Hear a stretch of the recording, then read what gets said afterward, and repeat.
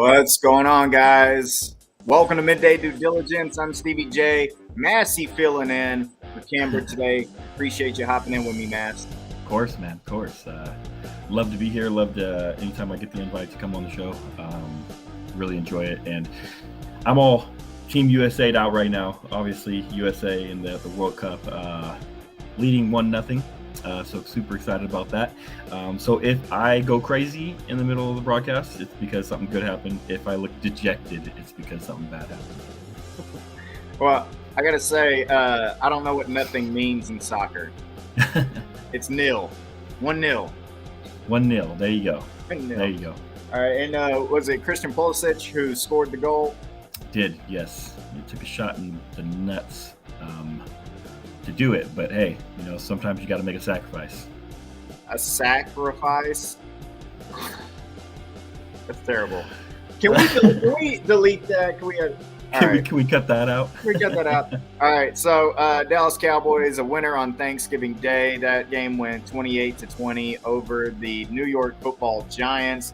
You got the Colts coming up, and Mass. Let's just give some initial reaction to this game between the Cowboys and the Giants first.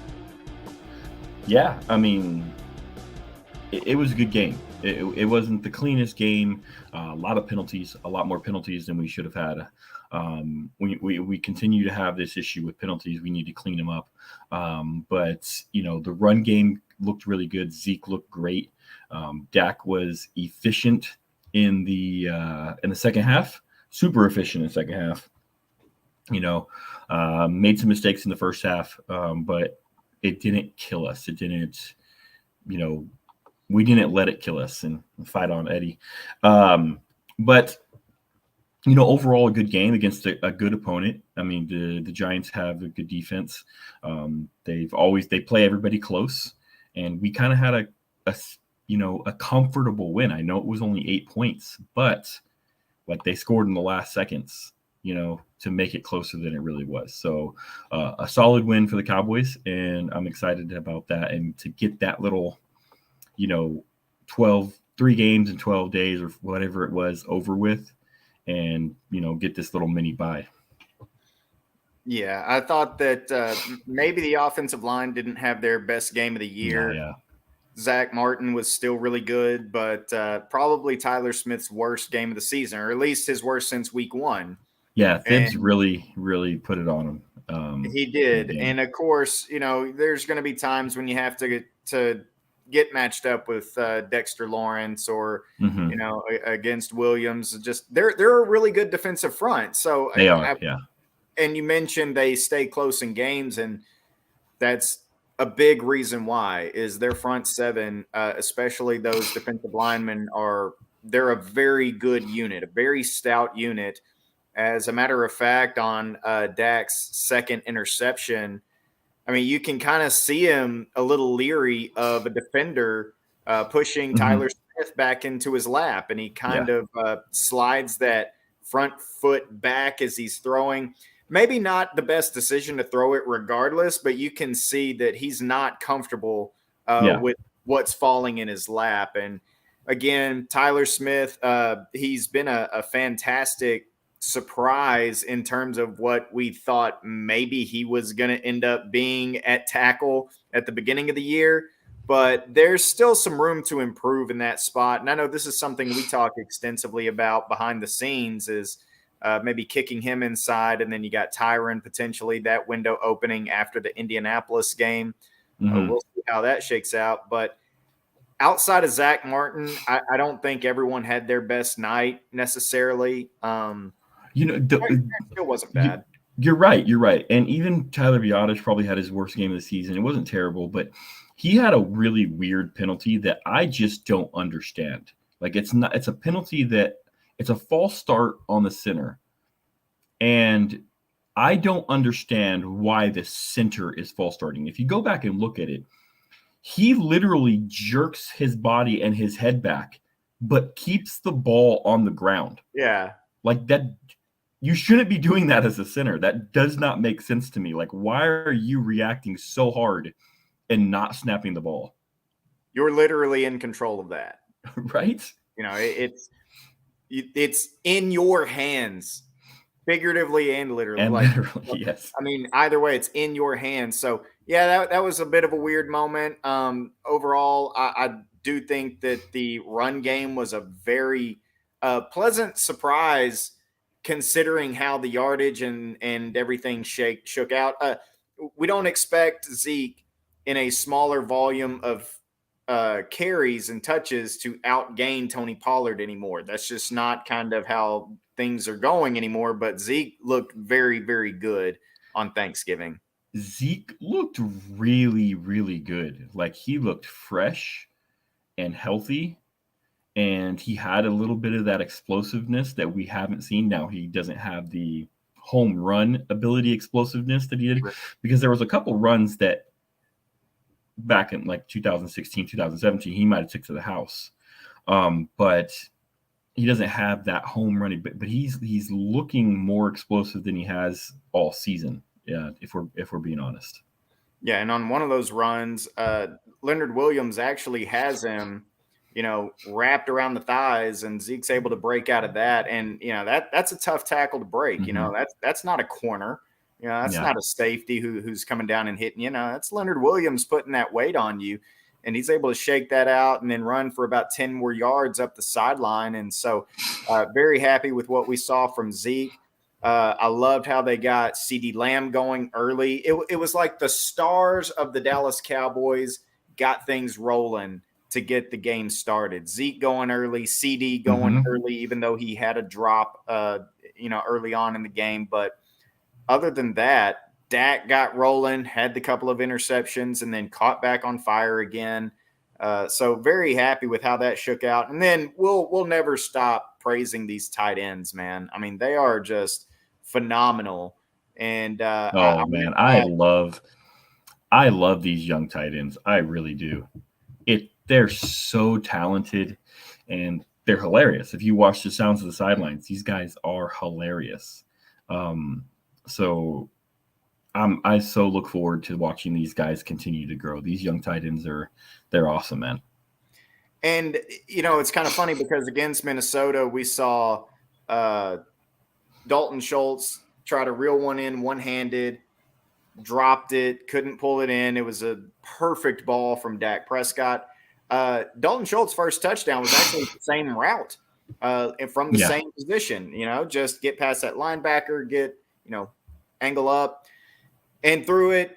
This time catches it with two hands, pulls it in, gets the toes down. And so it was nice to see Dalton Schultz going right back to the same scheme, to the same play, essentially for him, and correcting the mistake that he made a week ago. Yeah.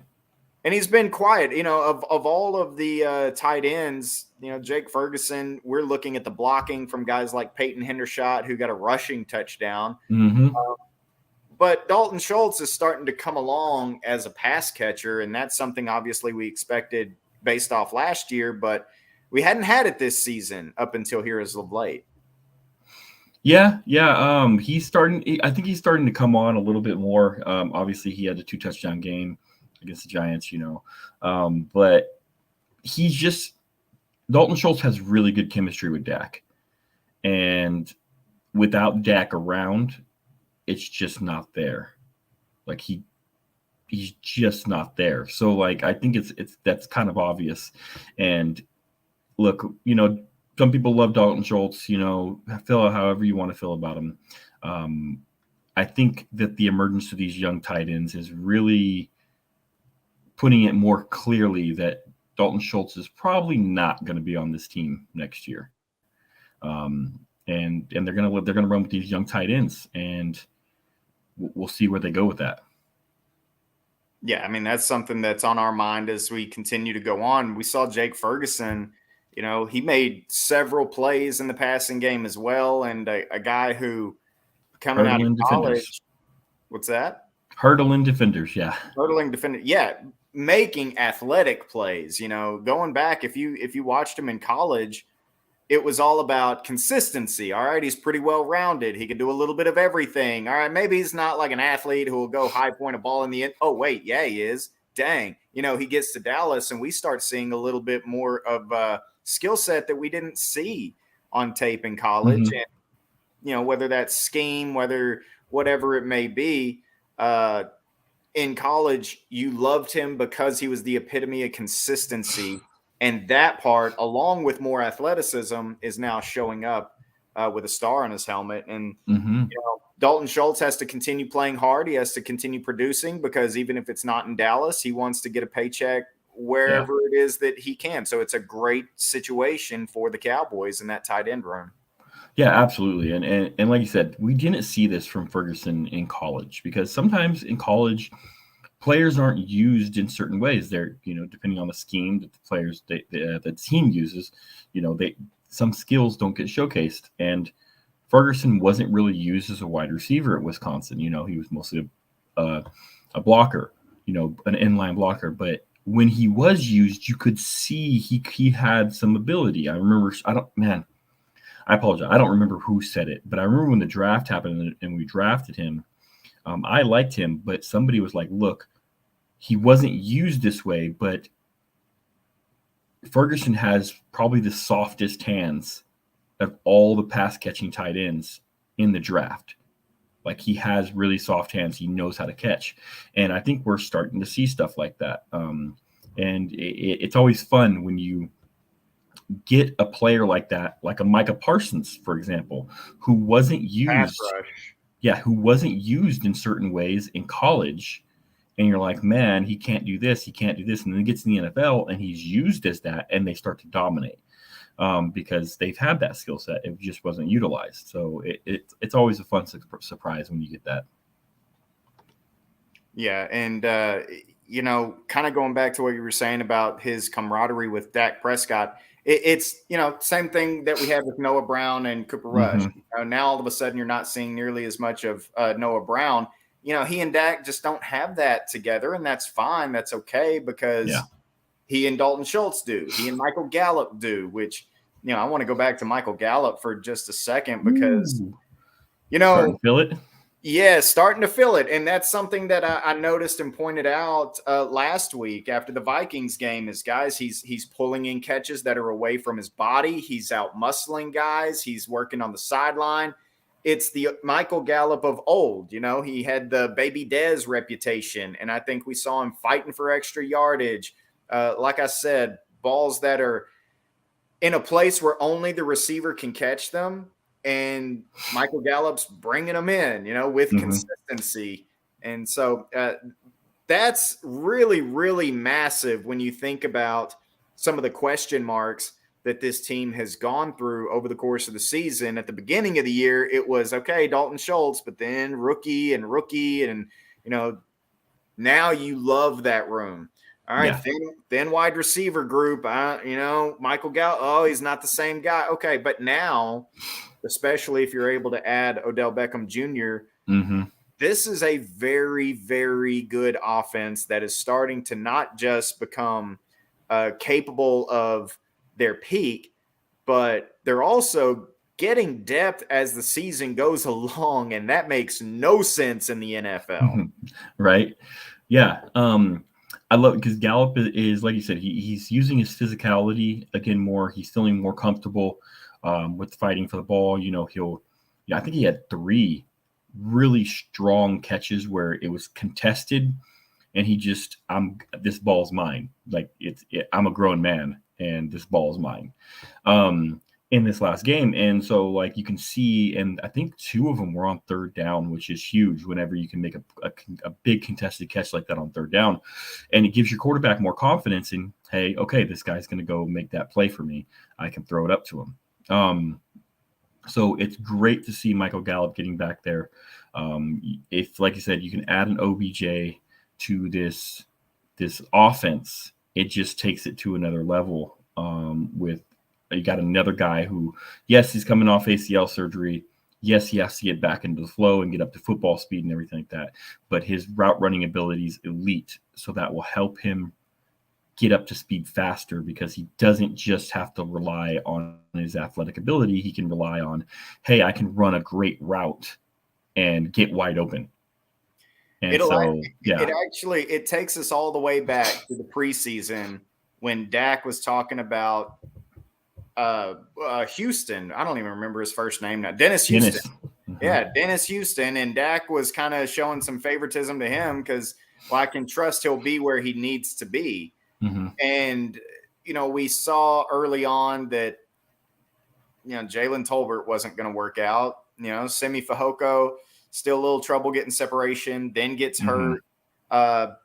So Odell Beckham is a guy who can play at a still reasonable level. We're not going to act like he's the Odell Beckham of old by any means. Yeah. You can trust he'll be where he needs to be. And that is the biggest thing when it comes to playing football with Dak Prescott, because he's going to let that ball rip. He's not sitting there waiting to see if you get to where you need to be. He is going to throw it where you need to be, and you better be there. Yeah, and like I said, we don't need Odell Beckham Jr. wide receiver 1. We need Odell Beckham Jr. wide receiver 2/3. Like, if he can provide that role that he played with the Rams last year, perfect. That's exactly what we need. And I think he can get there. Now, yes, it's going to take a little time. And he might honestly not be fully, depending on when we sign him, he might not be fully up to speed until the playoffs. But I'm okay with that, because now I got Odell Beckham up to speed for the playoffs. Yeah, great. I'm loving that. I don't get this whole attitude of, oh, he won't be ready for the playoffs. He won't be up to speed till the playoffs, so why even bring him in for the playoffs? You just said it. He'll be ready for the playoffs. So, yeah, that's why I'm bringing him in. And, I hope we can get the deal done, because it just takes this offense to a different level. And I'm not buying the whole, oh, it will make Dak force it to him. It'll make us throw away more. Like, no, I don't think it will. It just adds another weapon to when we are throwing. Yeah, it's about matchups. It gives you another option in matchups. Right now, you can bring him along as slow as you want. I mean, there is no forcing anything at all. You've got 3 capable tight ends. You've got 2 very good wide receivers, one of which is getting back to his old self. And you've got a dynamic running game. You've got one of the best 1-2 punches in the NFL. You don't have to throw Odell Beckham Jr. out there and give him 13, 14 targets. That is not necessary at all. You're bringing him in for veteran know-how, for postseason experience, a guy who's won before, a guy who can also work incredibly well in the red zone. Oh, all right. Yes. In the red zone. You look at what he did with the Rams last year, and you look at the yards, and you're like, hey, he didn't rack up a whole bunch of yards, but he scored a lot. He found the end zone constantly, had 7 touchdowns in half of the season. And you know why that is? It's because he's an elite route runner. Absolutely. He knows how to get open. He knows how to run the routes to make the defender not be able to stick with him, because he knows the route he's running. Wide receivers know the route you're running. The defender doesn't. So if you have the edge and you're an elite route runner, that's why you can get open in those areas. It's harder when you're just relying on physicality. It's harder when you're just like, I'm going to go out physical this guy, because it's very cramped area in the red zone. But a guy like Odell Beckham can get open with his route running. It makes it easier to throw him the ball because he's open. All right, getting back to this Giants game real quick, let's go with a star up on offense and defense. We're going to start on the offensive side of the ball. Massey, who's your star up player on Thanksgiving Day?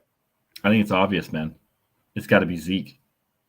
I mean, that's who I had. The way he came out, the physicality from carry 1, he came out and said, I need to set the tone for this game.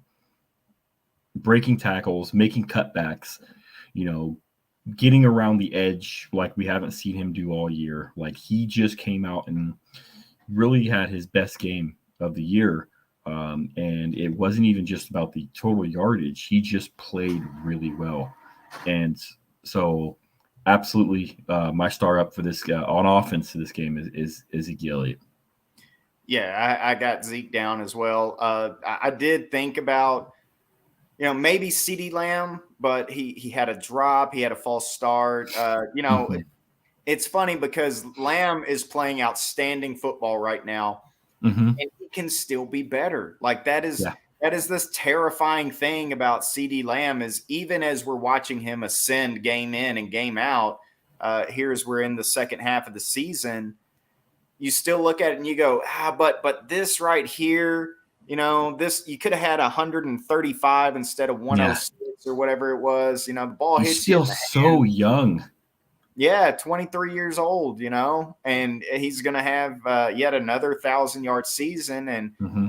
But there's still some minutia to his game that needs to Yeah. be cleaned up. And along with that, I thought about Gallup as well. I thought about Zach Martin, but I thought the O-line as a whole collectively, and obviously this is kind of contradictory whenever you're looking at individual players, but Mm-hmm. I didn't think the O-line played well enough to give it to an offensive lineman. So Zeke really set the tone, like you said, Yeah. and his ability to make plays early on in the game against a defensive front that initially Tony Pollard wasn't having as much fortune against. They were putting pressure on Dak, and Zeke was the guy who really relieved that pressure. Mm-hmm. Oh yeah, definitely. Defensively, who do you got? Oh man, I want to say the obvious with Micah Parsons, but I'm going to leave Micah Parsons. I mean, it's Micah Parsons. I thought the defense played really well, but a guy who stood out to me was LVE. Again, I know for whatever reason people just do not want to give this guy credit, but LVE has been playing really good football, and he made a couple really good stops in the hole in that game, and then a really important play that a lot of people didn't notice was it was a third down play, and they threw a short pass to Saquon Barkley in the open field, and LVE tracked him down and tackled him a yard short, and then the Giants went for it, and Barkley dropped the ball on fourth down. And that was right after the Cowboys took the lead in the second half. And we got the ball with the short field. We went down and scored again. But that stop by LVE on third down was so huge and a momentum changer for this defense. And so LVE is my guy for startup for the defense. I debated DeMarcus Lawrence. I debated Donovan Wilson. Thought he had a pretty good game. But as I have it written down right here that I wrote down an hour ago, I also went with LVE. Oh man, I was like, I'll let Steven have Micah Parsons or something, No, so I'll go somebody else. Look, at this point, we're giving Micah the Kobe treatment. It's like, Yeah. look, we understand you're the Yeah. best. Like, okay, but we're gonna give the MVP to whoever's second. Okay, like that's kind of the treatment he's getting right now. But LVE, along with the plays you mentioned, there was a screen set up to Saquon Barkley. He's able to shed a block, and him and Donovan Wilson stop him short. There's even though they eventually score on the drive, LVE had a goal line stand, had a tackle at the goal line against Saquon where he really pops him. Yeah. So, LVE is playing really good football. Obviously, this linebacking core needs that right now, because outside of that, your guy would be a very inexperienced and speaking of bringing him along slowly, Damone Clark. Otherwise, you're playing with a bunch of hybrid safety linebackers, So LVE has been a little more of a saving grace than I think people really realize right now. And yeah, this is exactly what we're talking about. He most certainly did, Professor O. And, I'm ready to get Anthony Barr back so that he can kind of spell Damone Clark a little bit. He can kind of rotate in. I think Clark should still continue getting those snaps, but just more options, more depth. It's good for you. But LVE right now is playing like that Mike that you drafted in the first round out of Boise State. And, if he's also not excellent sideline to sideline, but he's running better right now than he has in recent years. And I think that's a big part of his improvement this season. I think he's trusting his body again. Sure. We saw for a couple of years after the injuries, the neck injury, where he wouldn't engage blocks very much. He wouldn't throw his body around with tackles as well. He was missing a lot of tackles because he was trying to slow down and wait on the tackle and stuff like that, and he was missing. I think he's kind of said, like, you know what, I just gotta go. I just gotta play and play hard again. And we saw glimpses of that last year in some games. But I think we're seeing it on a more consistent basis this year, where LV is just trusting his body and saying, look, I have the physical ability to play this. I'm good enough to play in the NFL, and let me just go play. Yeah. He's playing some outstanding football. And, early on, you and I talked about the Anthony Brown catch, the grab over Anthony Brown. Regardless of that play afterwards, Anthony Brown played a much better football game for the rest of the day. And, I know we killed the guy and he hasn't played all that great this year. But he actually, with the exception of that moment, regardless of how you feel about it, he had a good game the rest of the night. And you talk about big. I mean, look, Nahshon Wright hasn't come along. Kelvin Joseph evidently hasn't come along all that great. You need Anthony Brown to play well at this point in the season. Yeah. And he's up and down. He's inconsistent this year. He's nowhere near as good as he's nowhere near as good as he was last year. And it's frustrating to see. Sometimes he has those boneheaded mistakes. They attacked him deep on a couple plays in the very first drive. They maybe the second play of the game, they went deep on him, and he was really beat. But Slayton couldn't just track the ball down well enough. He kind of slipped, I think, and if he didn't, he might have got a touchdown there. But we've seen, like you said, what it is without him. When he went down in the Green Bay game, they really started attacking us through the air, and Bland and Joseph, they just could not hold up.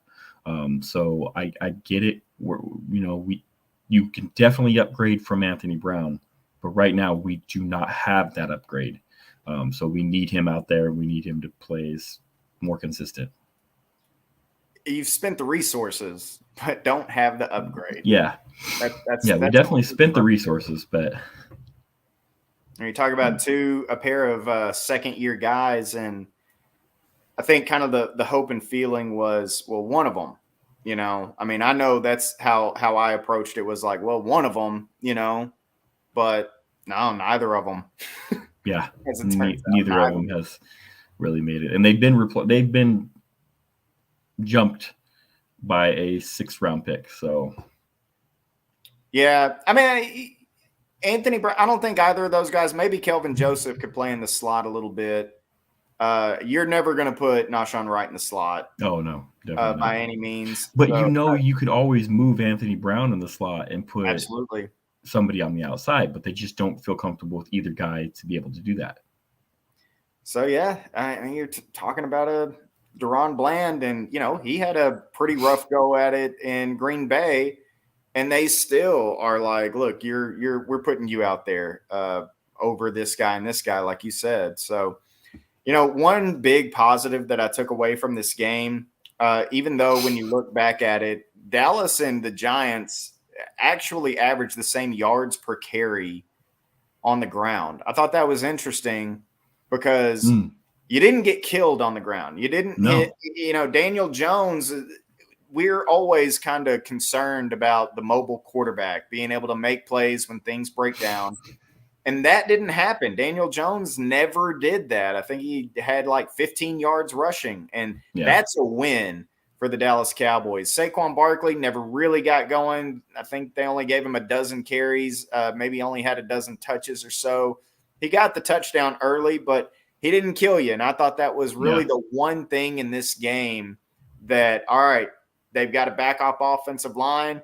If you're going to get gashed, it's going to be Daniel Jones when things break down. Saquon Barkley maybe freestyling whenever this thing goes awry, and their offensive line isn't getting it done, but he bounces outside to a lot of green grass. Those types of things.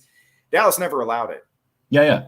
They've played really a lot better against the run the last couple weeks. You think about the Minnesota game against Dalvin Cook, and now Giants and Saquon Barkley. A lot of people circled those, and a lot of people said, "Oh man, we're going to get gashed by these two great running backs." Um, and even next week, people circled Jonathan Taylor. So they've played more disciplined. Dan Quinn came out and said after the Packers game, like, "Look, we have the personnel to fix this. We just got to fix it." And they've done a lot better job the last 2 weeks. So I've been impressed. Yeah, and with no Jonathan Hankins either. Yeah. Who should be back this week?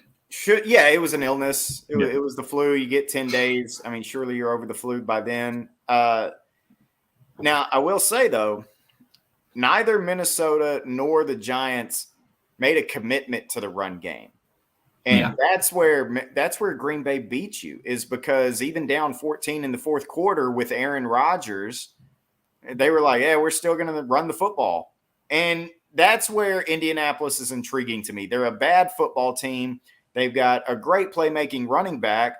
Mm-hmm. Offensively, I mean, they've got some okay wide receivers. I'm not going to put Michael Pittman up there with in the top 10 or anything of that nature. He's a good player. Yeah. But that's kind of what you have with, is Quentin Nelson right now. He's a really good player, hell of a player.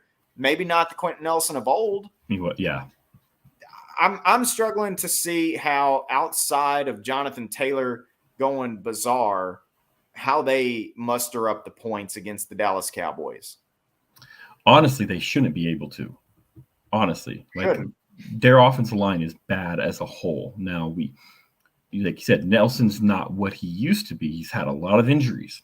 He's not what he used to be. He's still really good, though. But outside of that, it's not that great. And just watching them,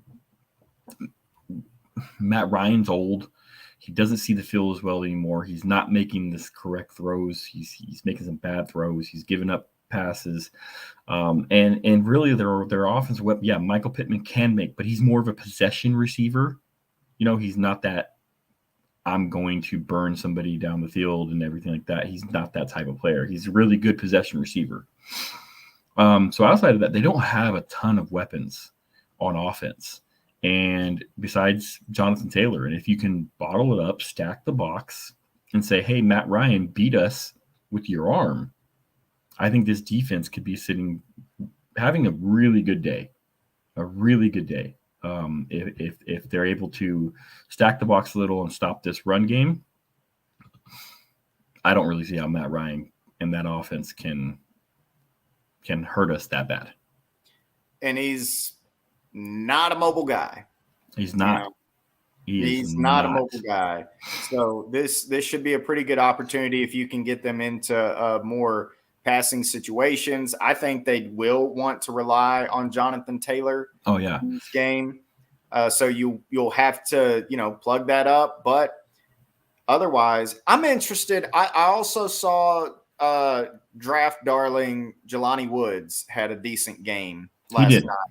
And with his size and length, I'm curious kind of how maybe he can progress as the season goes on.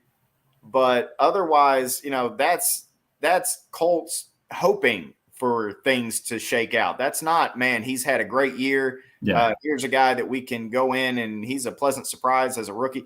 No, we're glad he had a moment, but he's had a couple of decent moments here and there, but it's not a consistent every week. Like, hey, Jelani Woods is a weapon.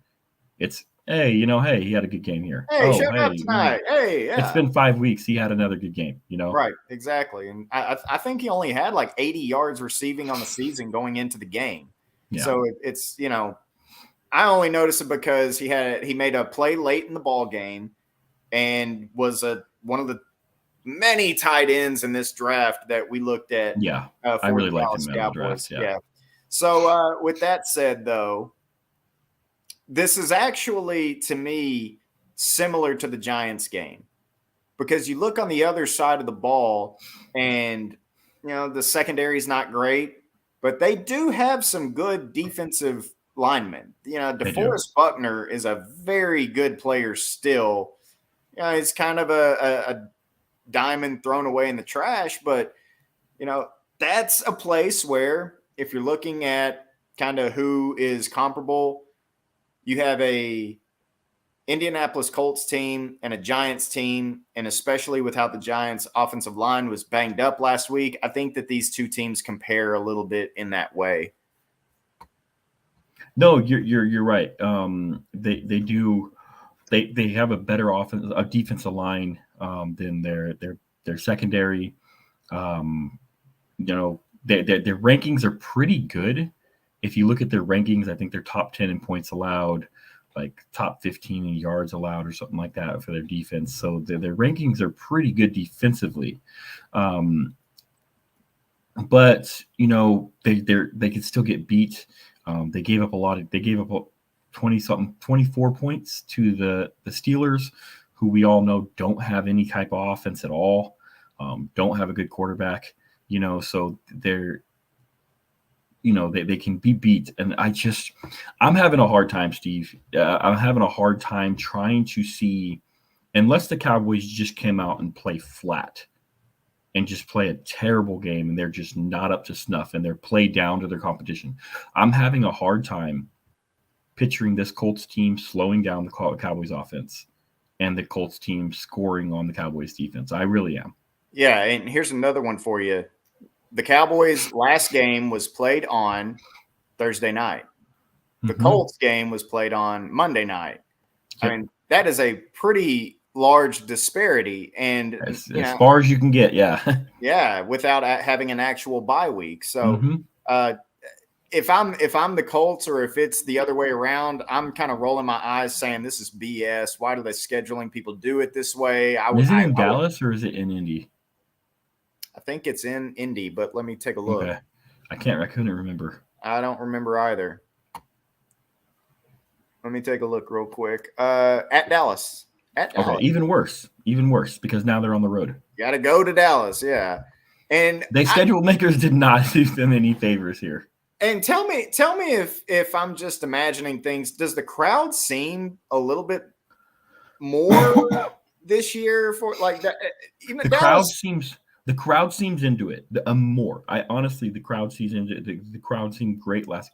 My only issue is that still our crowd on offense doesn't know when to cheer and when not to cheer. And it's so frustrating. Yeah. Honestly, I've seen on third, or it was either third or fourth down. I don't remember the play. It might have been the fourth down play where Dak is literally trying to quiet the crowd. And he's like, no, don't. You quiet down. Because our crowd doesn't know on third down and short or fourth and short, we don't want it loud when we have the ball. When they have the ball, yeah, go crazy. But when we have the ball, don't. It's pretty fun. Pretty day one fandom. Yeah. So that's the crowd is definitely louder.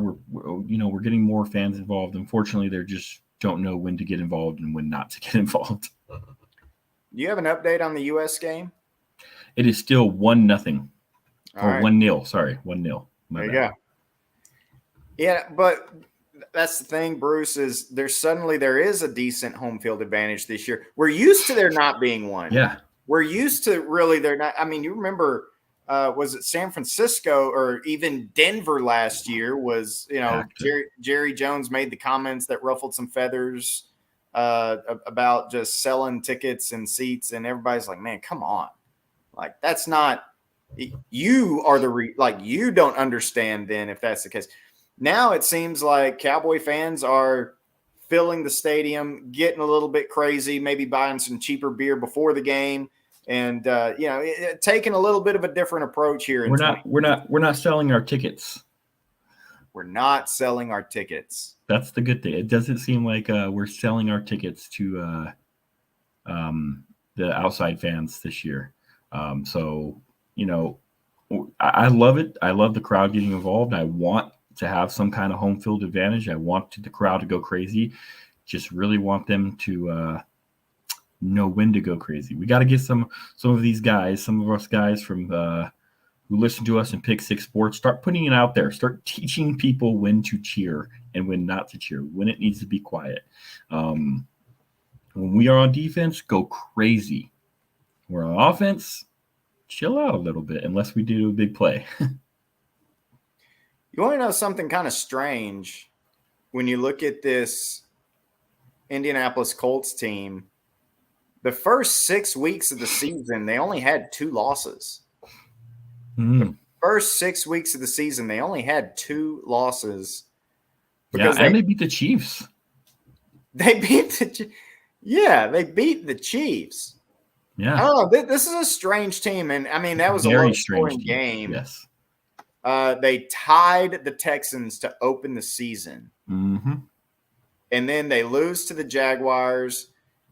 And then they win 3 out of 4 against the Chiefs, Broncos, and Jaguars. And then a loss to the Titans in there. But you look at their point output, I think they have one of the bottom 5 scoring offenses in the NFL. Yeah. You're looking at 20, 0, 20, 17, 12. Now, 34 against the Jaguars. And then 10, 16, 3, 25, 16, and 17. The fact they have multiple games under 10 points is wild. Like, that's just wild to me.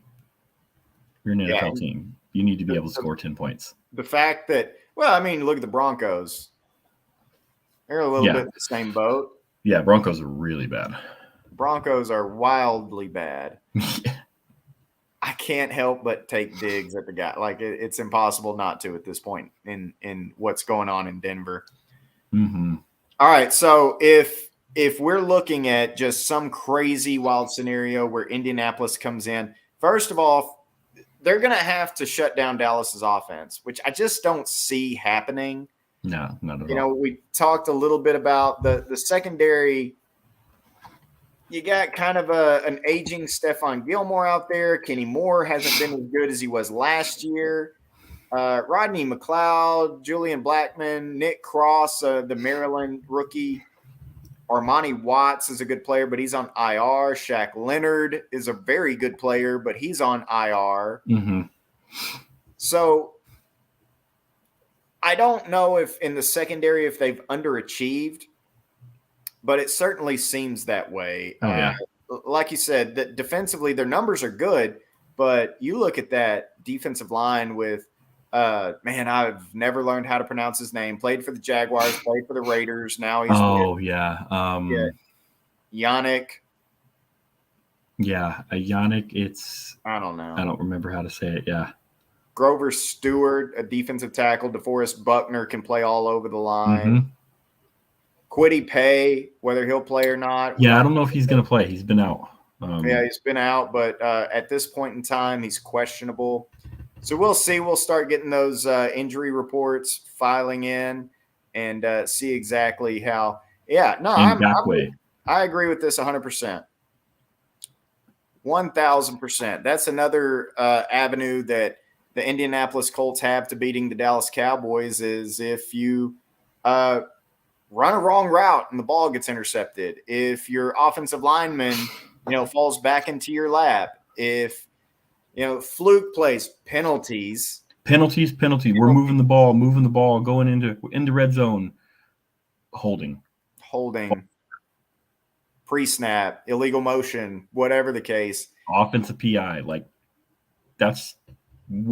And our penalties, not only were we like a really badly disciplined team with penalties, but for whatever reason, our penalties are at the worst times. It's always when we're moving well. It's always when we have a big play in the red zone and then it comes back. Or defensively, it's on a third down.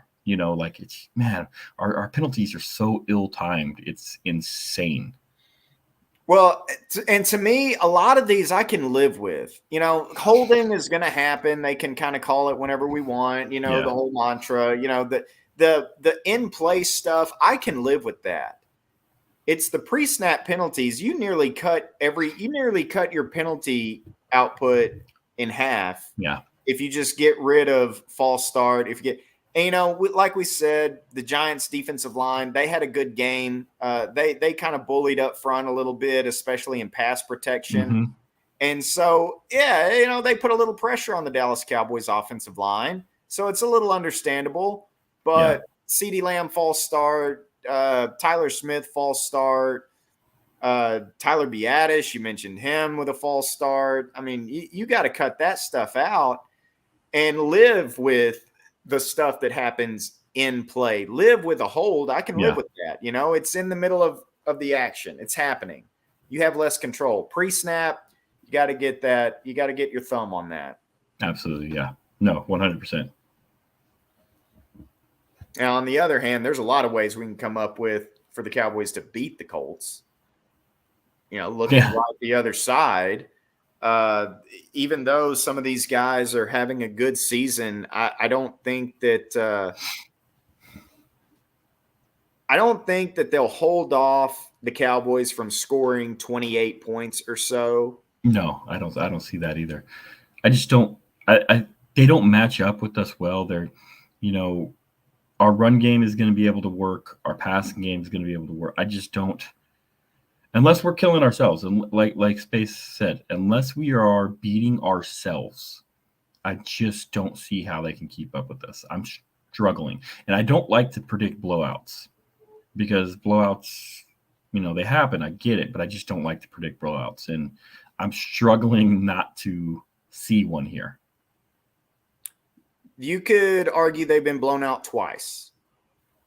24-0 against the Jaguars. Mm-hmm. And 26-3, and both of those against the Patriots, both of those games on the road. Other than that, everything's been close. Remember, they played the Eagles 17-16. Yeah, they play teams close. They do play teams close. So I could certainly see this being a closer game. My only thing is, does Indianapolis's defense hang on long enough to where they can be there with 5 minutes left in the fourth quarter, or is it going to end up, I really see some similarities between this Indianapolis team and the Giants, especially when the Giants offensive line is banged up. They not a lot of receiving talent, your quarterback. I think Daniel Jones at this point is probably better than Matt Ryan. That's what I'm saying. The difference is you probably have a better quarterback in New York. Right, but you probably have a better running back in Indianapolis. You have a better coach. You have a better coach in New York. I agree, absolutely. I wasn't sure which side you were going to go on. Yeah. I'm not saying Jeff Saturday is better than Dave. Not yet. Who knows? No. Who knows? The Colts don't even know. Like, who knows? No. So, with that said, so I'm looking at this as a game that Dallas will be able to put away in the fourth quarter. I could see it being close midway through the fourth, and then Dallas, putting it away, putting together a long, methodical drive. They've worn down that defense, and then scoring your, 28th points of the game while the Colts are sitting there lowly at 17 or so. And they don't have the firepower against a Dallas Cowboys defense like this to pull one off, I don't think. Yeah, I agree. So this is a prediction right here, because that would be the most points that Indianapolis has given up all season. And I think that defensively they'll bring it. I mean, this is who they are. That's where they hang their hat. But I would love to see Dak Prescott go out and have a monster game against a team like the Colts, because even if they can't score, talking about how good they are, how sound they are defensively, it would still be a big lift for you to put up some points. And then something else that came up today that we briefly mentioned that we can talk about a little bit before we get out of here, Massey, is the window starting for Tyron Smith, evidently after the Indianapolis game. So you're looking at Monday, a week from now, they'll start that 21-day window for Tyron Smith. Yeah, that's the report I'm hearing, is that after this game.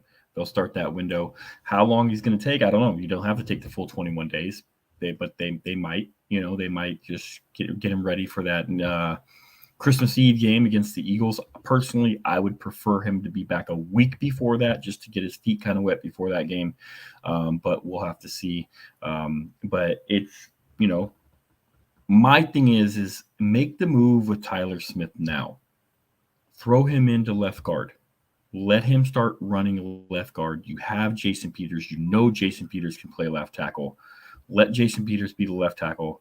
Let's Tyler Smith start now getting ready, because they've already said it. Tyron Smith is coming back to be your left tackle, and Tyler Smith will move inside.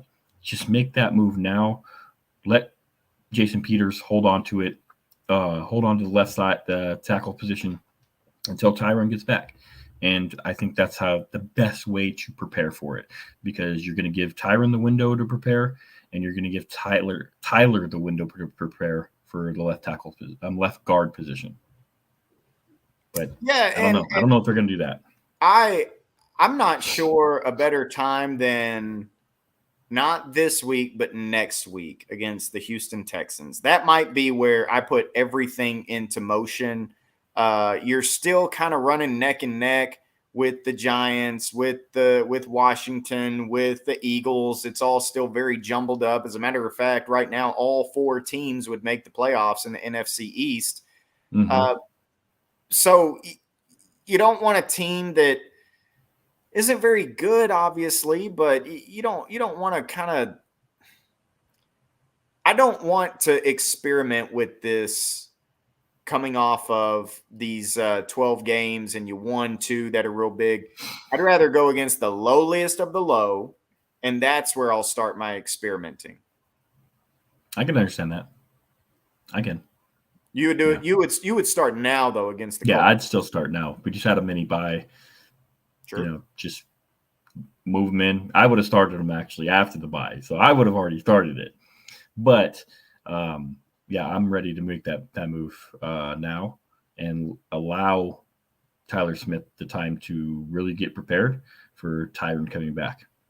Now, with guys like Tyron Smith, guys like Odell Beckham, but I feel more concerned about Tyron's situation than I am Odell Beckham's, because with a receiver, if he's not playing well, you just don't put him on the field. I mean, it's pretty much that simple. But Tyron, it's a little bit of a harder situation. He didn't play well down the stretch of the season last year. Obviously, he's been banged up with injuries. Pretty much that's a given thing for him at this point. So would you rather see, obviously you want him to start against Indianapolis. What if we don't see Tyron that we know? Yeah, that did not put Jason Peters back in. I think we have I think we have a great foolproof plan with Jason Peters. So once that move is made to guard, you're done there for the year. There is no scenario really where you're putting Tyler Smith back at left tackle once that move is made. Correct. I would not. I would not. Tyler Smith moves to left guard and he stays there. Hold on, I got to plug in my computer. I apologize. No, you're good. We're about done anyway. I mean, we're about to wrap it up, but I'm with you. I do agree. Once you make that move, you have to stick with it. You have to stay there. Now, whether it's Tyron or Jason Peters, I guess, is left to be seen. And, I do think that once the doctor says that Tyron is cleared, once Tyron says he's ready, I really think that he'll be the one who gets to say when this thing happens. Because he's, a future Hall of Fame type player, you allot guys certain privileges. So when he comes back and says, yep, doctor cleared me, we're good to go, 21-day window is open, let's do it. Let's make that move. So it could very well be, I can't take Houston out of the equation that Tyron returns, but it will be interesting to see what comes of Tyler Smith. Yeah, I mean, I think you got to you know, they're going to activate his 21-day window. I think you're probably going to get a week or two of practice. They're probably going to want him to be a full go in practice, at least a week. So we'll have to see what his status is when they activate his window. Is he coming back to, hey, he's full, or is he coming back to, hey, he's activated, but he's limited? You know, so we really need to see once they activate him, his practice window, what exactly his status is for that week. Because I think he might start limited when he first gets activated, and then the next week go full. So you might get him against the Jaguars. Could I entertain you? We know how this team does not mind shuffling. It's hilarious to me how when talking about making offensive line moves, they're like, well, we don't want to move one, you know, or we don't want to move two. We just want to move one. But in game, they'll make moves. Yeah. You know, in game, they'll do whatever. That bothers me a little bit. But could I entertain you in gradually bringing Tyron Smith along in games and rotate Tyron and Jason Peters for a game or two? No, you cannot. You cannot do that. You cannot entertain you. I mean, they might, but I'm saying you cannot entertain me with that. I hate in-game musical chairs. It is the worst. And I'm with you there. But could you imagine this team in the final month of the season sitting there going, man, which Hall of Fame left tackle do we want to go with? You know, let's see which one of them plays better. I think that ultimately they're going to give Tyron the leeway. He's, you know, the long-time, lifetime Dallas Cowboy. I think ultimately he's the one who gets the nod. But, man, having Jason Peters there, even though – it makes it feel so much more comfortable. I know, and he hasn't done anything this year. Yeah. Like, it just makes you feel so much – because when he has played, even at left guard, he's been okay. But he played the end of the Vikings game – excuse me. He played the end of the Vikings game, that left tackle, and he looked really good. And I get it. It's the end of the game. It's already a blowout. You know, it's a different feel for the game. But he looked good. And just having him there is that security blanket, makes you feel better about Tyron, because you're like, okay, Tyron comes back and he gets re-injured, or Tyron comes back and he's just not what he used to be and he's not playing well. Okay, we have Jason Peters. Like, just stick him in there. He looked more comfortable at left tackle. Yes, he really did. He's a left tackle. He's not a guard. Same page, man. Mm-hmm. If anything we agree on, that is something that bugs me so much, that people not only like, I know you've been really huge on this, on the whole swing tackles, not a real thing. You can't just flip them back and forth. But it's also like that. Like, I don't fathom how people do this. Well, what? Just put him at guard. It's not that easy. It's not the same position. It's not the same techniques. Like, you have to. It's a different type of blocking. You know, like, so it's a different type of set. You know, your set is completely different at tackle than it is at guard. You know, so it's not so easy as just like, hey, this future Hall of Fame left tackle, why don't you just stick him at guard at the end of his career? It's the same thing people do with safeties, and it doesn't work. You can't be like, this cornerback's not good anymore. Just put him at safety. He's going to be amazing at safety now. What? Why? Why do you think that makes no sense? For whatever reason, people do that. I don't get it. Yep. No, I'm with you. All right. Let's give a prediction. Yeah. Like I said, I've been struggling to really find the